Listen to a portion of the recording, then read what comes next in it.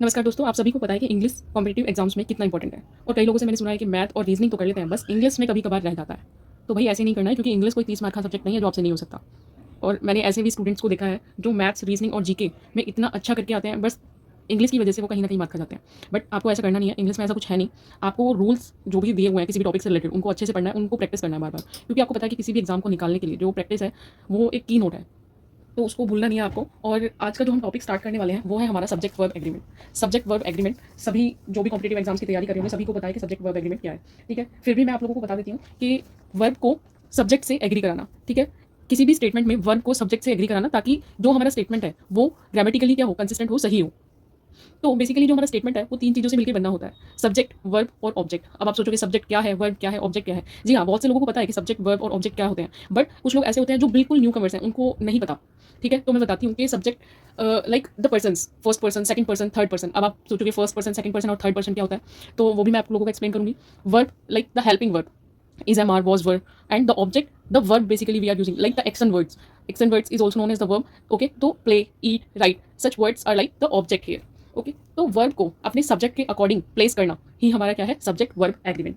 इसको हम एक एग्जांपल से समझते हैं।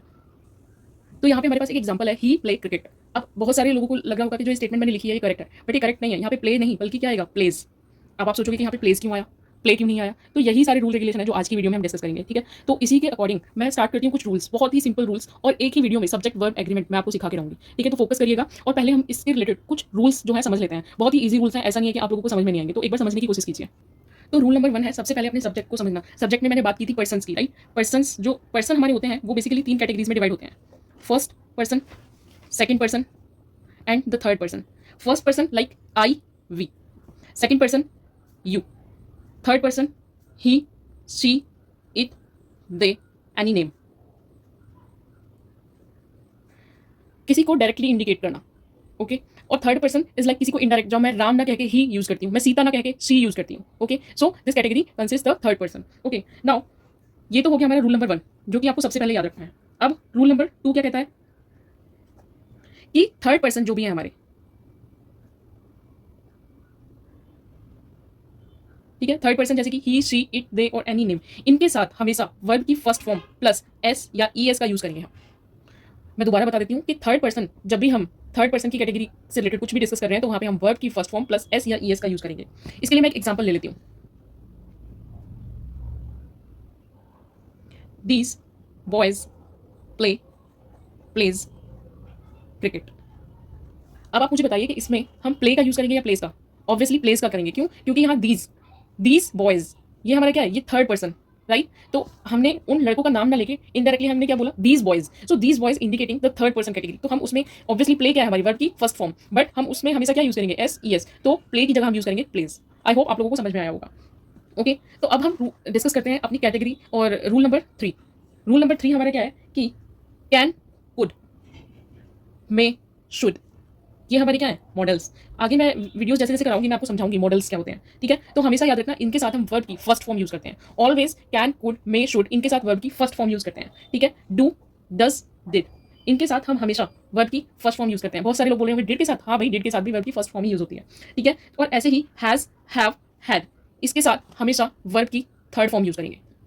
आया समझ। तो मैं आप लोगों को दोबारा से बता देती हूँ, सब्जेक्ट वर्ब एग्रीमेंट बेसिकली हमारा क्या होता है, अपनी वर्ब को सब्जेक्ट से एग्री कराना, ताकि हमारा जो भी स्टेटमेंट हो वो ग्रामेटिकली क्या हो, करेक्ट हो। और सब्जेक्ट हमारे क्या होते हैं, द पर्सन, जो पर्सन मैंने आपको अभी समझाया, first person, second person, third person. Verb यानी कि मैं हेल्पिंग वर्ब की बात कर रही हूँ यहाँ पे, इज, एम, आर, वॉज, वर, इनसे हमें पता चलता है कि कोई भी जो एक्शन हुआ है वो कब हुआ है, इज, एम, आर, यानी कि इज जब मैं प्रेजेंट स्टेट में बात करती हूँ, वॉज, वर यानी कि मैं पास्ट स्टेट में बात कर रही हूँ। ऑब्जेक्ट लाइक द प्ले, ईट, जो हमारे एक्शन वर्ड्स होते हैं बेसिकली। ठीक है, मैंने यहाँ पे एक एग्जाम्पल भी लिया था, ही प्ले क्रिकेट। ये आपको लग रहा होगा करेक्ट है, बट ये करेक्ट नहीं है। क्यों, क्योंकि यहाँ पे ही है, और ही देखिए, ही जब मैं पर्सन की कैटेगरी आप लोगों को बता रही थी, यहाँ पे ही हमारा क्या है, थर्ड पर्सन है। ठीक है, और थर्ड पर्सन में जब भी हम यूज करते हैं तो क्या यूज करते हैं, वर्ब की फर्स्ट फॉर्म के साथ एस या ई एस। तो इसलिए जो अपर ये स्टेटमेंट है, जो मैंने यहाँ पे जो एग्जांपल लिया था, ये होगा ही प्लेस क्रिकेट, ना कि ही प्ले क्रिकेट। ओके, तो जो हमें पर्सन की कैटेगरी मैंने आपको बता दी थी, first person, second person, third person. First person में जैसे कि हमारा आएगा आई, वी, सेकंड पर्सन यू, ये सब चीजें मैं आपको आगे एक्सप्लेन करूंगी। आप लोग अभी इसको इतना ही समझिए जितना मैं बता रही हूँ। ठीक है, third person he, she, it, they, मे और एनी नेम। ठीक है, में नहीं, वो गलती से हो गया। ठीक है, और रूल नंबर 2 जो हमारा था कि थर्ड पर्सन के साथ हमेशा वर्ब की फर्स्ट फॉर्म प्लस एस या ई एस यूज करेंगे हम। जैसे कि मैंने एग्जांपल लिया था, these boys place cricket. Okay, and rule number 3 हमारे क्या कहता है, models like can, could, may, should, इनके साथ हम हमेशा वर्ब की फर्स्ट फॉर्म यूज करेंगे।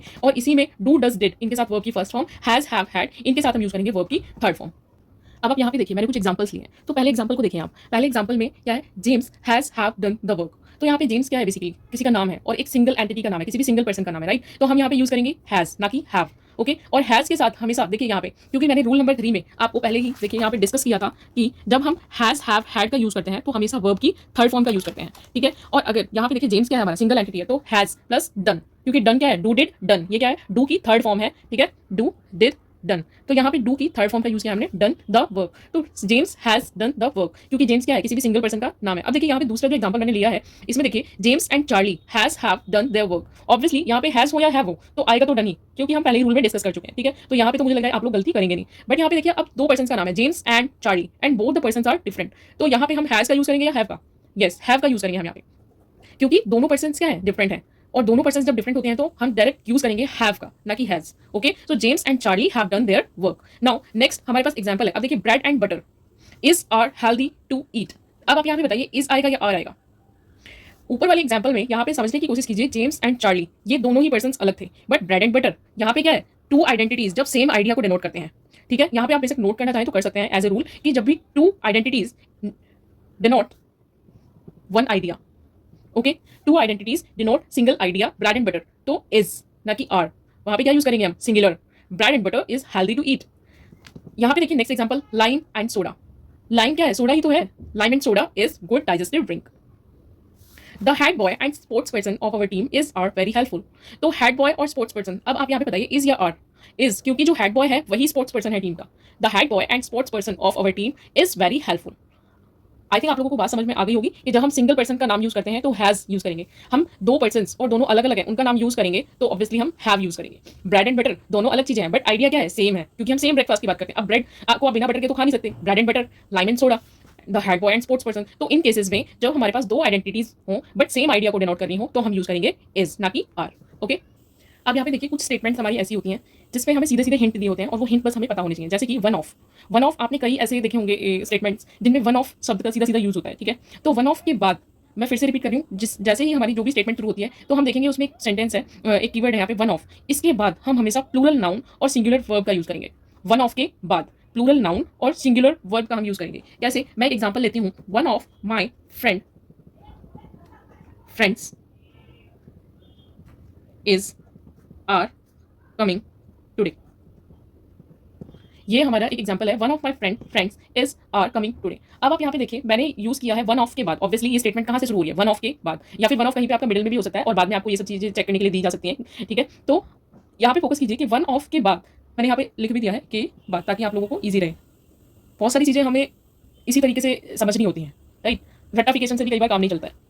तो वन ऑफ के बाद जब भी हम यूज करेंगे तो plural noun singular verb. Noun, noun हमारा क्या है, फ्रेंड, फ्रेंड हमारा नाउन ही तो है। तो ये क्या कह रहा है, प्लूरल नाउन। इसका मतलब ये स्टेटमेंट कैसी होगी, one of my friends, one of my friends, ठीक है। फ्रेंड क्या है, सिंगुलर है, और plural friends. So one of my friends, but singular verb, one of my friends is coming today. मैं फिर से बता रही हूँ, वन ऑफ के बाद हमेशा प्लूरल नाउन और सिंगुलर वर्ब का यूज करते हैं। हमने एग्जांपल में भी देखा, one of my friends is coming today, मतलब उसके फ्रेंड्स तो बहुत सारे हैं बट उसमें से एक फ्रेंड आज आ रही है। और जब हम एक के बारे में बात करते हैं तो इजी तो यूज करेंगे, है कि नहीं। तो one of my friends is coming today. Okay, I hope this clear to you. अब आप यहाँ पे देखिए हमारे पास, जैसे हमने पहले एग्जांपल लिया था, यहाँ पे देखिए कुछ कीवर्ड्स हैं। कीवर्ड्स जैसे कि as well as, with, together with, along with, in addition to, like, unlike, but, except, etcetera, ठीक है। तो इस तरह के हमारे पास कुछ कीवर्ड्स हैं। तो इन कीवर्ड्स में जब भी हम अपना वर्ब यूज करेंगे तो अकॉर्डिंग टू फर्स्ट सब्जेक्ट। मैं फिर से रिपीट कर रही हूँ कि इन वर्ड्स को चाहे तो आप लिख लें इनको नोटबुक में, as well as, with, along with, together with, in addition to, like, unlike, but, except. इन कीवर्ड्स में जो वर्ब है हमेशा फर्स्ट सब्जेक्ट के अकॉर्डिंग ही यूज करना है, ठीक है। फर्स्ट सब्जेक्ट, जैसे कि मैं यहाँ पे एक एग्जांपल लेती हूँ आप लोगों के लिए। The children with their grandfather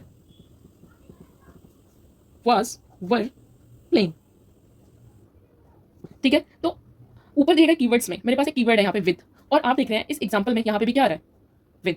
the children with their grandfather, अपनी ग्रैंडफादर के साथ क्या कर रहे हैं, खेल रहे हैं। तो इसमें हम हमेशा जो अपना वर्ब है फर्स्ट सब्जेक्ट, अब हमारे यहाँ पे देखिए दो सब्जेक्ट दिए हुए हैं, कौन कौन से हैं दो subject, children and the grandfather, right. जो चिल्ड्रन है यहाँ पे क्या है हमारा, प्लूरल है, क्योंकि अगर सिंगुलर होता तो चाइल्ड होता, राइट। बट अभी यहाँ पे प्लूरल है तो प्लूरल इंडिकेट कर रहा है चिल्ड्रन, ठीक है। तो चिल्ड्रन ऑब्वियसली यहाँ पे क्या आएगा, वर्ब। आया आप लोगों को समझ कि जब भी हमारे पास अपर कीवर्ड्स में से कोई भी कीवर्ड्स दिया गया हो तो हमेशा वर्ब को हम फर्स्ट सब्जेक्ट के अकॉर्डिंग चुनेंगे। अगर यहाँ पे होता था चाइल्ड तो क्या आता था, चाइल्ड वॉज, बट यहाँ पे है the children, so here we use verb. Okay, मैं एक और एग्जांपल ले लेती हूँ यहाँ पे। द स्टूडेंट्स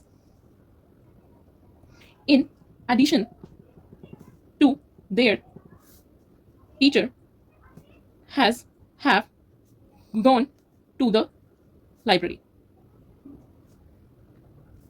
अब यहाँ पे एक और एग्जांपल मैंने लिया है, the students in addition to their teacher have gone to the library. अब आप यहाँ पे देखिए हमारे पास यहाँ पे क्या दिया हुआ है, प्लूरल, तो हम क्या यूज करेंगे, हैव गॉन। अब आया आप लोगों को समझ।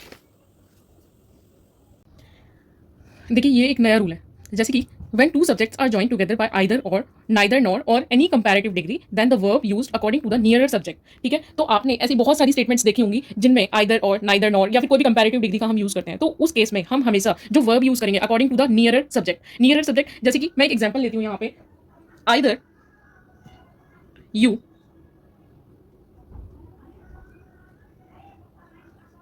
or he is responsible for this action। अब यहाँ पे देखिए हमारे पास either you or he is responsible for this action। ठीक है, तो यहाँ पे देखिए और either or neither nor comparative degrees, जब भी इस तरह के कोई भी कीवर्ड्स आपके पास होंगे तो आप हमेशा यूज करेंगे नियरर सब्जेक्ट को। नियरर सब्जेक्ट you और he is responsible for this action। ठीक है, तो यहाँ पे नियरर सब्जेक्ट हमारे पास कौन सा है, सब्जेक्ट तो हमारे पास यहाँ पे देखिए दो है, यू और ही। तो यहाँ पे नियरर सब्जेक्ट कौन सा है हमारा, ही। तो ही के अकॉर्डिंग यहाँ पे हम यहाँ पे यूज क्या करेंगे, इज। सॉरी मैं यहाँ पर देना भूल गई, आर, ठीक है, स्लैश लगा के। ठीक है, तो यहाँ पर ही, आइदर यू और ही इज या are responsible for this action. तो यहाँ पे देखिए हमारे सब्जेक्ट्स तो क्या है, दिए हुए हैं दो, बट हमें क्योंकि यहाँ पे आइदर हम दिया गया है और हमने पहले ही रूल में डिस्कस किया गया है, जब भी हमें आइदर और नाइदर नॉट इस तरह के सब्जेक्ट्स, इस तरह के कीवर्ड्स हमें दिए गए होंगे तो हम हमेशा जो अपना वर्ब यूज करेंगे नियरर सब्जेक्ट के अकॉर्डिंग यूज करेंगे। तो ही इज, आइदर यू और he is, okay, responsible for this action. मैं यहाँ पर एक और एग्जांपल ले लेती हूँ आप लोगों के लिए।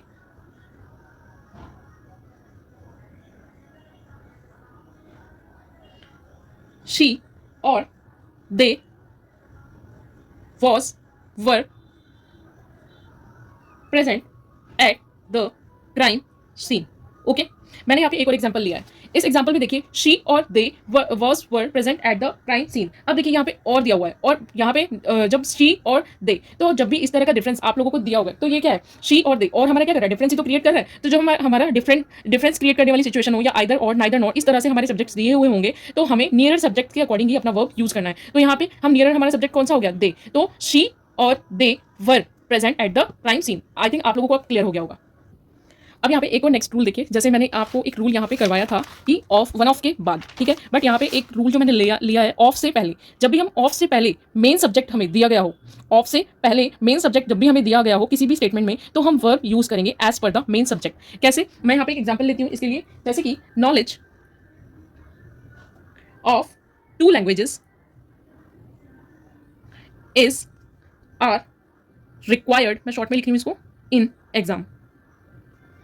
यहाँ पे मेरा एग्जाम्पल है, knowledge of 2 languages is are required in exam. अब देखिए ऑफ से पहले की बात हुई है, तो ऑफ से पहले हमारा क्या है, नॉलेज। तो ये क्या हो गया, नॉलेज हमारा क्या है, मेन सब्जेक्ट है बेसिकली, और मेन सब्जेक्ट के अकॉर्डिंग ही हमें अपना जो वर्ब है उसको यूज करना है। अब देखिए हमारा नॉलेज क्या है, यहाँ पे सिंगल आइडेंटिटी है, बट यहाँ पे देखिए 2 लैंग्वेजेस, बट ऑफ से पहले हमारा क्या है, मेन सब्जेक्ट, हम नॉलेज की बात कर रहे हैं ना कि 2 सब्जेक्ट की। Knowledge of 2 languages is are required in exam. तो नॉलेज को जो हम मेन सब्जेक्ट कंसीडर करके जो हम करेंगे तो इसमें क्या आएगा, is. Knowledge of 2 languages is required in exam. कभी कभी जब आप एग्जाम देने जाते हो तो जहाँ पे इंस्ट्रक्शंस लिखे होते हैं, तो इंस्ट्रक्शंस में आप कभी कभी गौर करेंगे कि knowledge of Hindi and English is required in that exam, right. तो इस तरीके से ही ये एग्जाम्पल लिया हुआ है, knowledge of 2 languages is required in exam. और नॉलेज क्या है, हमारी सिंगल आइडेंटिटी है, तो इसलिए हम यूज करेंगे इज। और वैसे भी जब हमारा ऑफ से पहले मेन सब्जेक्ट होता है तो उसमें हम verb as per the main subject use करते हैं। I hope this is clear to you.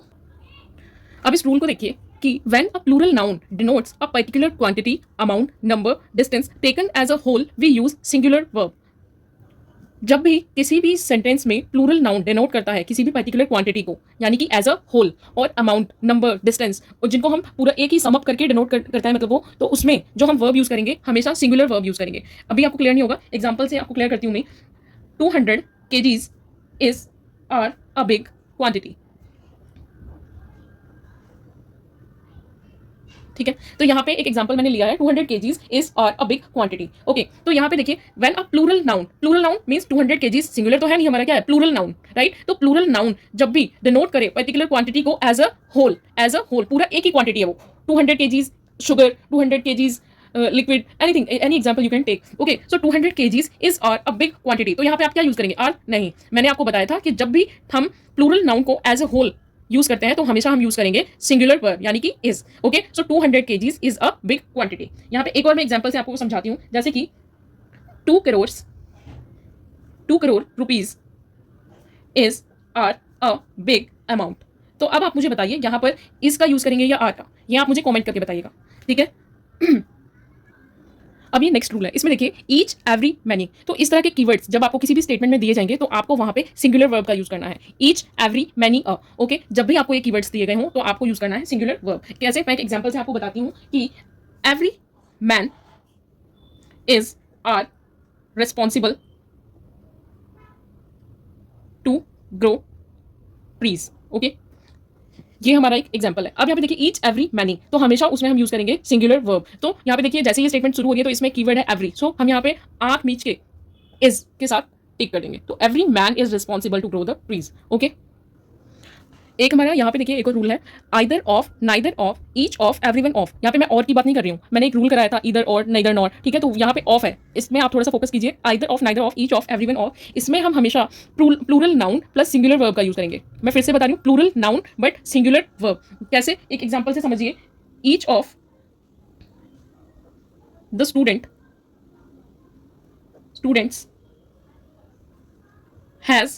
have passed the exam।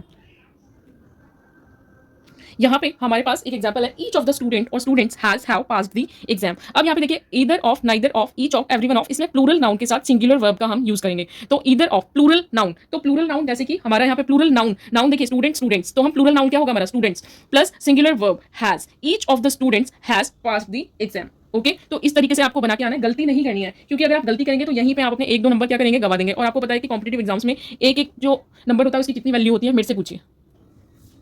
इस रूल में आप देखिए अनकाउंटेबल नाउन हमेशा सिंगुलर वर्ब का यूज करते हैं, अनकाउंटेबल नाउन में हमेशा हम सिंगुलर वर्ब का यूज करते हैं, जैसे कि work, advice, information, knowledge, luggage, baggage, postage, wastage, jewellery, stationery, crockery, scenery, sceneries नहीं होता है, सीनरी होता है, poetry, furniture, music, electricity, traffic, hairs नहीं होता है, हेयर होता है, ब्रेड। मुझे पता है इन सब में से आप लोगों को बहुत कुछ पता होगा अनकाउंटेबल नाउन्स के बारे में, बट कई चीजें आप लोग गलती करते हैं, पोइट्रीज नहीं होता है, सीनरीज नहीं होता है, फर्नीचर्स नहीं होता है, ये अपने आप में ही अनकाउंटेबल नाउन है। और जब भी ये किसी भी स्टेटमेंट में आते हैं तो हमेशा सिंगुलर वर्ब का यूज करते हैं। कैसे, मैं बताती हूँ। यहाँ पे देखिए मैंने 2 एग्जांपल लिए हैं, हिज लगेज और luggages were heavy. First of all मैंने बताया था कि लगेज अपने आप में अनकाउंटेबल नाउन है, तो लगेजेस नहीं होता है, लगेज होता है, तो हम लगेज के साथ जाएंगे और इसके साथ हमेशा हम क्या यूज करते हैं, सिंगुलर वर्ब, तो his luggage was heavy. Okay, now sceneries नहीं होता, मैं आपको पहले ही बता चुकी हूँ, सीनरी होता है, तो scenery of Kashmir is beautiful. Okay, तो अनकाउंटेबल नाउन के साथ हमेशा हम सिंगुलर वर्ब का यूज करेंगे। अब इसमें देखिए कुछ नाउन्स ऐसी होती हैं जो हमेशा प्लूरल वर्ब फॉर्मेशन करती हैं, जैसे कि स्पेक्टिकल्स होता है, स्पेक्टिकल नहीं होता, गॉगल्स, सीजर्स, बाइनोकुलर्स समझते हैं ना, दूरबीन, टोंग्स, चिमटा। ओके, ट्राउजर्स, पायजामा नहीं होता, पायजामाज होता है, पैंट्स होता है, पैंट नहीं होता है, शॉर्ट्स, इनर्स, फैंक्स सांप का जो डंक होता है, ठीक है, तो फैंग नहीं होता, फैंक्स होता है, गैलोन्स, आर्म्स इट मीन्स भिक्षा, आउटस्कर्ट्स। ओके, आउटस्कर्ट नहीं होता, आउटस्कर्ट्स होता है बाहरी क्षेत्र, वैल्यूएबल्स जैसे कि आप लोग समझते हैं जब हम कहीं घूमने जाते हैं तो बोलते हैं ना, keep your valuables in the locker, अपना कीमती सामान लॉकर में रखें, तो वैल्यूएबल्स होता है, वैल्यूएबल, ठीक है। सराउंडिंग्स, कॉन्ग्रेचुलेशंस होता है, थैंक्स होता है। ओके, तो ये कुछ नाउन्स होती हैं जो हमेशा प्लूरल वर्ब फॉर्मेशन करती हैं। प्लूरल वर्ब लाइक एक एग्जाम्पल ले लेते हैं हम, where is are my goggles. तो आपको पता ही है जब भी हम प्लूरल जब हम कुछ ऐसे वर्ड्स जो अपने आप में प्लूरल नाउन है, ठीक है, तो उनके साथ जो वर्ब यूज करेंगे हम, वो भी प्लूरल होता है, जैसे कि वेयर आर माई गॉगल्स, ना कि is. Okay, where are my goggles, तो इस तरीके से आपको यूज करना है। इसके अलावा अगर इसमें कुछ भी चीज़ ऐसी है जो रह जाती है और आप लोग उसे कर नहीं पाए हैं तो आप मुझे बता सकते हैं, मैं आप लोगों को करा दूंगी। बाकी इसके अलावा सब्जेक्ट वर्ब एग्रीमेंट में कोई भी क्या है, रूल नहीं है, ठीक है। आप इनको कर लेंगे तो आपने समझ लिया पूरा का पूरा ही सब्जेक्ट वर्ब एग्रीमेंट कवर कर लिया है। इसके अलावा आपकी कोई भी क्वेरी है इस वीडियो से रिलेटेड तो आप मुझे कमेंट सेक्शन में बता सकते हैं, मैं उसको जहाँ तक पॉसिबल होगा इंप्रूव करूंगी। बहुत सारे ऐसे स्टूडेंट हैं जो कोचिंग अफोर्ड नहीं कर पाते हैं, बट मैं आप लोगों की यहाँ पे बहुत मदद करने वाली हूँ आपकी वीडियोज़ के थ्रू। अगर आपको मेरा ये वीडियो आज का पसंद आया तो प्लीज़ इसको लाइक करें और चैनल को सब्सक्राइब करें। Thank you.